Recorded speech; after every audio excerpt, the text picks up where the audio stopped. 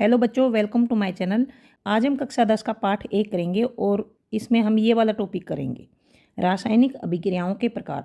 तो इससे पहले हमने पढ़ा था कि रासायनिक अभिक्रियाएं क्या होती हैं, उनको कैसे संतुलित किया जाता है। अब हम पढ़ेंगे कि रासायनिक अभिक्रियाओं के कौन कौन से प्रकार होते हैं। कक्षा 9 में हम पढ़ चुके हैं कि रासायनिक क्रिया के समय किसी एक तत्व का परमाणु दूसरे तत्व के परमाणु में नहीं बदलता है। न तो कोई परमाणु मिश्रण से बाहर जाता है और न ही मिश्रण में अंदर आता है बाहर से, और ना ही बाहर से अंदर आता है। जैसे ये मिश्रण है, इसमें जब क्रिया होती है तो कोई भी बाहर से परमाणु नहीं आता है और कोई भी परमाणु बाहर भी नहीं जाता है। वास्तव में जब भी कोई रासायनिक अभिक्रिया होती है तो जो मिश्रण के अंदर जो परमाणु होते हैं उनके बीच में जो आबंध होते हैं वो टूटते हैं और जुड़ते हैं, जिनसे नए पदार्थ बनते हैं। मतलब कि जब रासायनिक अभिक्रिया होती है उसमें जो अभिकारक होते हैं उनमें परमाणुओं की संख्या और जो उत्पाद होते हैं उनमें परमाणुओं की संख्या बराबर होती है। बाहर से कोई भी परमाणु नहीं आता है या मिश्रण के अंदर से कोई परमाणु बाहर नहीं जाता है, और जो परमाणु होते हैं उनके बीच में जो आबंध होते हैं उनके टूटने और जुड़ने से नए पदार्थ बनते हैं। परमाणुओं के बीच विभिन्न प्रकार के आबंध के बारे में हम अध्याय 3 तथा 4 में पढ़ेंगे। परमाणुओं के बीच में कई तरह के आबंध होते हैं, उनके बारे में हम अगले पाठों में पढ़ेंगे। तो सबसे पहले हम पढ़ते हैं संयोजन अभिक्रिया के बारे में। देखिए, नाम से ही पता लग रहा है संयोजन, एक दूसरे से जुड़ना। संयोजन होना मतलब एक दूसरे से जुड़ना। जब कोई भी दो या दो से ज़्यादा अभिकारक मिलकर सिर्फ एक उत्पाद बनाते हैं, दो या दो से ज़्यादा अभिकारक संयोजित होकर सिर्फ एक उत्पाद बनाते हैं, तो वो होती है संयोजन अभिक्रिया। ये एक क्रियाकलाप है। इस एग्जाम्पल से हम समझते हैं। एक बीकर में थोड़ा सा कैल्शियम ऑक्साइड या बिना बुझा चूना लीजिए। यहाँ पर कैल्शियम ऑक्साइड जो है वो बिना बुझा चूना होता है। कैल्शियम ऑक्साइड या बिना बुझा चूना लीजिए, इसमें धीरे धीरे जल मिलाइए। यहाँ पर ये एक बीकर है, इसमें हम कैल्शियम ऑक्साइड ले लेते हैं। कैल्शियम ऑक्साइड को बिना बुझा चूना कहा जाता है। ये 1 नंबर का क्वेश्चन आ जाता है कि बिना बुझे चूने का फॉर्मूला लिखिए। तो बिना बुझा चूना जो होता है वो कैल्शियम ऑक्साइड होता है। इसमें धीरे धीरे जल मिलाइए। देखिए, जल जो है वो धीरे धीरे मिलाना है, क्योंकि जब कैल्शियम ऑक्साइड में जल को मिलाया जाता है तो बहुत ज़्यादा ऊष्मा निकलती है, गर्मी निकलती है। और अगर हम एकदम से जल डाल देंगे, एकदम से पानी अगर डाल देंगे तो बहुत ज़्यादा ऊष्मा निकलेगी और हमारा हाथ जल सकता है या कुछ भी इंजरी हो सकती है।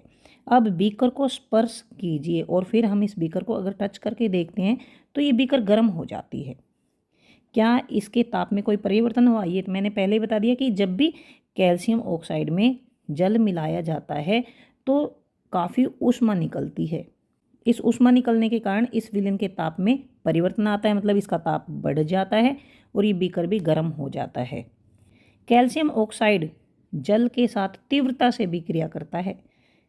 ये मैंने पहले बताया है कि कैल्शियम ऑक्साइड जब जल से अभिक्रिया करता है तो एकदम ज़्यादा ऊष्मा निकलती है, क्योंकि कैल्शियम ऑक्साइड जल से तीव्रता से अभिक्रिया करता है, तेज़ी से अभिक्रिया करता है और बुझे हुए चूने यानी कैल्शियम हाइड्रोक्साइड का निर्माण करता है। ये है बुझा हुआ चूना, ये बिना बुझा चूना है और ये है बुझा हुआ चूना। देखिए, जब आग लगती है और उसके ऊपर पानी डाल दिया जाता है तो बुझ जाती है। तो यहाँ पर आप ध्यान रखेंगे, कैल्शियम ऑक्साइड बिना बुझा हुआ, मतलब बुझा हुआ नहीं है ये। इसके ऊपर जब जल डाला जाता है तब ये बुझा हुआ चूना बनता है। तो इनके दोनों के फॉर्मूले आप अच्छी तरह से याद कर लेना। 1-1 नंबर के जो क्वेश्चन होते हैं उनमें ये पूछ लिया जाता है कि बिना बुझा हुआ चूना का फॉर्मूला बताओ और बुझा हुआ चूना का फॉर्मूला बताओ। तो इसमें क्या है, जब कैल्शियम ऑक्साइड में जल को मिलाया जाता है तो कैल्शियम हाइड्रोक्साइड बन जाता है, जो कि बुझा हुआ चूना होता है। और कैल्शियम हाइड्रोक्साइड का निर्माण करके अधिक मात्रा में ऊष्मा उत्पन्न होती है। जिस भी अभिक्रिया में ऊष्मा उत्पन्न होती है उसको ऊष्माक्षेपी अभिक्रिया कहा जाता है। ये मैंने पहले ही बता दिया था, ऊष्माक्षेपी अभिक्रिया, क्योंकि इसमें ऊष्मा निकली है। इस अभिक्रिया में कैल्शियम ऑक्साइड और जल मिलकर एकल उत्पाद कैल्शियम हाइड्रोक्साइड बनाते हैं। यहाँ पर देखिए, इस अभिक्रिया में सिर्फ ये उत्पाद बना है जो कैल्शियम हाइड्रोक्साइड है। तो इस अभिक्रिया में कैल्शियम ऑक्साइड तथा जल मिले हैं, ये 2 अभिकारक हैं और सिर्फ एक उत्पाद बना है।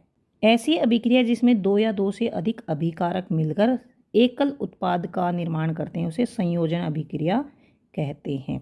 तो इस अभिक्रिया को संयोजन अभिक्रिया कहते हैं, जिसमें सिर्फ एकल उत्पाद बनता है। तो जब भी संयोजन अभिक्रिया का उदाहरण पूछा जाए तो आप ये उदाहरण दे सकते हैं, calcium oxide plus H2O, calcium hydroxide plus ऊष्मा। ऊपर की अभिक्रिया में निर्मित बुझे हुए चूने के विलयन का उपयोग दीवारों की सफ़ेदी करने के लिए किया जाता है। देखिए, जो ये कैल्शियम हाइड्रोक्साइड है, बुझा हुआ चूना, इसका उपयोग दीवारों पर सफ़ेदी करने के लिए किया जाता है। कैल्शियम हाइड्रोक्साइड वायु में उपस्थित कार्बन डाइऑक्साइड के साथ धीमी गति से अभिक्रिया करके दीवारों पर कैल्शियम कार्बोनेट की एक पतली परत बना देता है। तो आपने कभी सुना होगा कि सफ़ेदी करने के 2-3 दिन बाद दीवारों पर चमक आती है। अगर आपने नहीं सुना तो अपने माता पिता से, दादा दादी से ये पूछ सकते हैं कि दीवारों पर जब सफ़ेदी करते हैं तो क्या 2-3 दिन बाद चमक आती है? तो वो आपको बताएंगे कि जब सफ़ेदी करते हैं उसके 2-3 दिन बाद दीवारों पर चमक आती है। ऐसा इसलिए होता है क्योंकि दीवारों पर सफ़ेदी करने के लिए कैल्शियम ऑक्साइड का उपयोग किया जाता है, उसमें फिर पानी मिला दिया जाता है और वो बन जाता है कैल्शियम हाइड्रोक्साइड। और जो कैल्शियम हाइड्रोक्साइड जो बुझा हुआ चूना होता है उसका उपयोग दीवारों पर सफ़ेदी करने के लिए किया जाता है। जो कैल्शियम हाइड्रोक्साइड होता है वो वायु में जो कार्बन डाइऑक्साइड गैस होती है उसके साथ धीरे धीरे अभिक्रिया करता रहता है और क्या बनाता है, कैल्शियम कार्बोनेट बनता है। कैल्शियम कार्बोनेट की एक पतली परत बनती है। सफ़ेदी करने के 2-3 दिन बाद कैल्शियम कार्बोनेट का निर्माण होता है, क्योंकि ये जो क्रिया होती है धीमी गति से होती है और इससे दीवारों पर चमक आ जाती है। रोचक बात यह है कि संगमरमर का रासायनिक सूत्र भी कैल्शियम कार्बोनेट ही होता है। जो मार्बल होता है उसका सूत्र भी कैल्शियम कार्बोनेट ही होता है। मतलब कैल्शियम हाइड्रोक्साइड जब कार्बन डाइऑक्साइड से रिएक्शन करता है तो कैल्शियम कार्बोनेट बनता है। तो देखिए, ये है कैल्शियम हाइड्रोक्साइड। कैल्शियम हाइड्रोक्साइड जब कार्बन डाइऑक्साइड से क्रिया करता है तो ये बनता है कैल्शियम कार्बोनेट। ये यहाँ ये पूरा है इसका नाम कैल्शियम कार्बोनेट और ये है जल। ये आपको समझ आ गया कि दीवारों पर जब सफ़ेदी की जाती है तो 2-3 दिन बाद चमक क्यों आती है। इसके बाद जो संयोजन अभिक्रियाएं होती हैं उनके हम कुछ और एग्जांपल्स ले लेते हैं। जैसे ये देखिए, ये है कार्बन और ये ऑक्सीजन से रिएक्शन करता है तो कार्बन डाइऑक्साइड गैस बनती है। यहाँ पर 2 अभिकारक हैं और सिर्फ एकल उत्पाद बना है। तो यह कोयले का दहन, ये भी संयोजन अभिक्रिया का एक उदाहरण है। इसके बाद यहाँ पर देखिए, हाइड्रोजन गैस और ऑक्सीजन गैस ये मिलकर जल बनाते हैं। तो ये भी संयोजन अभिक्रिया का उदाहरण हुआ, क्योंकि यहाँ पर भी एकल उत्पाद बनता है। सरल शब्दों में हम कह सकते हैं कि जब 2 या 2 से अधिक पदार्थ, तत्व हो या फिर यौगिक हो, संयोग करके एकल उत्पाद का निर्माण करते हैं, ऐसी अभिक्रियाओं को संयोजन अभिक्रिया कहते हैं। क्रियाकलाप 1.4 में हमने यह भी देखा कि अधिक मात्रा में ऊष्मा उत्पन्न हुई, इससे अभिक्रिया मिश्रण गर्म हो जाता है। यहाँ पर इसमें हमने देखा था कि बहुत सारी ऊष्मा उत्पन्न हुई, यहाँ पर बहुत सारी ऊष्मा उत्पन्न हुई। तो ये जो अभिक्रिया होती है जिसमें ऊष्मा निकलती है, मैंने पहले बता दिया था, वे अभिक्रियाएं जिनमें उत्पाद के साथ ऊष्मा भी निकलती हैं वे ऊष्माक्षेपी अभिक्रियाएं होती हैं। ये मैंने पहले ही बता दिया था। जिन अभिक्रियाओं में उत्पाद के निर्माण के साथ साथ ऊष्मा भी उत्पन्न होती है इन्हें ऊष्माक्षेपी रासायनिक अभिक्रिया कहा जाता है। ऊष्माक्षेपी अभिक्रियाओं के कुछ और उदाहरण ले लेते हैं। जैसे प्राकृतिक गैस का दहन। प्राकृतिक गैस जो होती है जब उसको जलाया जाता है, देखिए प्राकृतिक गैस में मीथेन गैस सबसे ज़्यादा होती है और जब ये ऑक्सीजन के साथ क्रिया करती है तो कार्बन डाइऑक्साइड गैस बनती है और जल बनता है, मतलब जल वाष्प। ये देखिए जी लिख रखा है यहाँ पर, तो ये जल वाष्प बनती हैं। इसके साथ बहुत सारी ऊष्मा निकलती है। यहाँ पर देखिए कार्बन डाइऑक्साइड गैस बनी है और जल बना है जो कि गैसीय अवस्था में है। ये गैस है गैसीय अवस्था में, यानी वाष्प की अवस्था में है। और जल जब जलवाष्प की अवस्था में होता है यानी वो गर्म हुआ है तभी तो वो वाष्प बना है। इसका मतलब है कि इसके साथ ऊष्मा भी निकली है। ऊष्मा जब निकलती है तभी तो ये जल जो है जलवाष्प के रूप में बनता है। तो यहाँ पर देखिए जो मीथेन गैस है वो जब ऑक्सीजन से रिएक्शन करती है, ऑक्सीजन से क्रिया करती है तो कार्बन डाइऑक्साइड गैस बनती है और जलवाष्प बनती है, यानी उस जल के साथ ऊष्मा भी निकलती है ऊष्मा ऊर्जा। तो ये हुआ ऊष्माक्षेपी अभिक्रिया का उदाहरण। अब इसके बाद क्या आप जानते कि श्वसन एक ऊष्माक्षेपी अभिक्रिया है? क्या आप ये जानते हैं कि जो सांस लेते हैं वो भी एक ऊष्माक्षेपी अभिक्रिया है? आप अपने नाक के आगे हाथ को रखकर देखेंगे, सांस छोड़कर देखेंगे, तो आप देखेंगे कि गरम गरम हवा हमारी नाक से निकल रही है। यानी जब हम सांस छोड़ते हैं तो उसके साथ ऊष्मा भी निकलती है, और इसलिए श्वसन एक ऊष्माक्षेपी अभिक्रिया है, क्योंकि जब हम सांस छोड़ते हैं तो ऊष्मा भी निकलती है। हम सभी जानते हैं कि जीवित रहने के लिए हमें ऊर्जा की आवश्यकता होती है। यह ऊर्जा हमें भोजन से प्राप्त होती है। जब भोजन हम खाते हैं और भोजन पचता है तो ऊर्जा निकलती है, और ये ऊर्जा हमारे दैनिक जीवन के सभी कार्य करने के लिए आवश्यक होती है। पाचन क्रिया के समय खाद्य पदार्थ छोटे छोटे टुकड़ों में टूट जाते हैं। जैसे चावल, आलू, ब्रेड में कार्बोहाइड्रेट होता है। इन कार्बोहाइड्रेट के टूटने से ग्लूकोज प्राप्त होता है। यह ग्लूकोज हमारे शरीर की कोशिकाओं में उपस्थित ऑक्सीजन से मिलकर हमें ऊर्जा प्रदान करता है। इस अभिक्रिया का विशेष नाम है श्वसन, जिसका अध्ययन आप 6 में करेंगे। तो देखिए, जो श्वसन क्रिया है उसको हम कक्षा 7 में भी अच्छी तरह से पढ़ चुके हैं। श्वसन के दौरान जो कार्बोहाइड्रेट होता है, जो हमारे खाने में कार्बोहाइड्रेट होता है, वो टूटता है और ग्लूकोज में बदल जाता है। ग्लूकोज जब ऑक्सीजन से क्रिया करता है तो कार्बन डाइऑक्साइड गैस बनती है और जल बनता है, और उसके साथ ऊर्जा निकलती है जो हमारे शरीर के काम आती है। और ये जो ऊर्जा होती है इसमें ऊष्मा भी होती है। इसका मतलब जो श्वसन क्रिया होती है वो भी ऊष्माक्षेपी अभिक्रिया होती है। देखिए, ये जो क्वेश्चन है ये अलग से भी पूछे जा सकते हैं कि क्या श्वसन क्रिया ऊष्माक्षेपी अभिक्रिया है, कैसे, ये क्वेश्चन आ सकता है। और ये भी आ सकता है कि प्राकृतिक गैस का दहन कौन सी अभिक्रिया का उदाहरण है।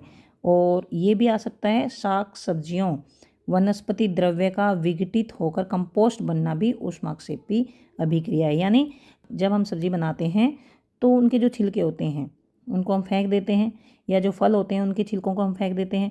अगर उनको फेंका ना जाए और उनको कहीं गड्ढा खोदकर दबा दिया जाए तो वो विघटित हो जाती हैं, वो मतलब गल सड़ जाती हैं और उनसे खाद बन जाती है। तो अगर हम ये करके देखेंगे कि साग सब्जी के छिलके या फलों के छिलकों को इकट्ठा करके किसी छोटे से गड्ढे में दबा दिया जाए और उसमें थोड़ा सा पानी डाल दिया जाए, तो थोड़े दिन बाद हम उसको खोद कर देखेंगे तो उसमें से हमें गर्मी सी निकलती हुई महसूस होगी, यानी ऊष्मा निकलती हुई महसूस होगी। इसलिए ये एक प्रूफ भी हो जाता है कि साग सब्जियों का जब विघटन होता है वे गलती सड़ती हैं तो उनसे खाद बनती है और उस दौरान ऊष्मा निकलती है। यानी साग सब्जियों का जो गलना सड़ना भी ऊष्माक्षेपी अभिक्रिया का एक उदाहरण है। देखिए, ये एक उदाहरण हमने लिया कि कंपोस्ट बनाना। अगर साग सब्जियां वैसे भी गलती सड़ती हैं तो उसमें से भी ऊष्मा निकलती है, वो भी ऊष्माक्षेपी अभिक्रिया होती है। लेकिन ये क्रियाकलाप करके देखेंगे कि साग सब्जियों के छिलके वगैरह इकट्ठे करके और उनको गड्ढे में दबाकर और उनको गलने सड़ने के लिए छोड़ देंगे। जब उस गड्ढे को खोदेंगे तो उसमें से ऊष्मा निकलेगी। तो ये एक अच्छा उदाहरण है। लेकिन जब साग सब्जियां गलती सड़ती हैं, यानी गड्ढे में दबाओ चाहे ना दबाओ, जो गलती सड़ती हैं तब भी उसमें से ऊष्मा निकलेगी, लेकिन वो हमें इतनी महसूस नहीं होती क्योंकि वो वातावरण से सीधे संपर्क में होती है, तो ऊष्मा उड़ती रहती है। तो आपको ये समझ आ गया होगा कि जब साग सब्जियां गलती सड़ती हैं, चाहे वो उनको गड्ढे में दबाओ चाहे ना दबाओ, जब साग सब्जियां गलती सड़ती हैं उनसे खाद बनती है तो उससे ऊष्मा निकलती है, और यह भी ऊष्माक्षेपी अभिक्रिया का एक उदाहरण है। क्रियाकलाप 1.1 में दी गई अभिक्रिया के प्रकार को पहचानिए जिसमें एकल उत्पाद का निर्माण के साथ ऊष्मा भी उत्पन्न हुई थी। तो क्रियाकलाप 1.1 जो वो है मैग्नीशियम प्लस ऑक्सीजन, इससे बना है मैग्नीशियम ऑक्साइड। तो ये देखिए, मैग्नीशियम और ऑक्सीजन ये दो अभिकारक हो गए और सिर्फ एकल उत्पाद बना है मैग्नीशियम ऑक्साइड, और इसके साथ बहुत सारी ऊष्मा भी निकली थी, इसके साथ बहुत सारी ऊष्मा भी निकलती है। तो ये ऊष्माक्षेपी अभिक्रिया का उदाहरण भी है और इसमें एकल उत्पाद बनता है, तो ये संयोजन अभिक्रिया का उदाहरण भी है। ये है क्रियाकलाप 1.1। इसमें देखिए, ये मैग्नीशियम रिबन को जब जलाया था तो मैग्नीशियम प्लस ऑक्सीजन, ये मैग्नीशियम ऑक्साइड बना था, प्लस ऊष्मा भी इसमें निकली थी। तो ये हो गई ऊष्माक्षेपी अभिक्रिया का उदाहरण, और इसमें एकल उत्पाद बनता है तो ये हो गई संयोजन अभिक्रिया का उदाहरण। तो यहाँ पर खत्म होता है संयोजन अभिक्रिया का ये वाला टॉपिक। अब हम अगले वीडियो में वियोजन अभिक्रिया के बारे में पढ़ेंगे। तो यहाँ तक आपको समझ आ गया होगा। अगर समझ आ गया है प्लीज़ चैनल को सब्सक्राइब करें, अपने दोस्तों को शेयर करें, लाइक करें। Thanks for watching.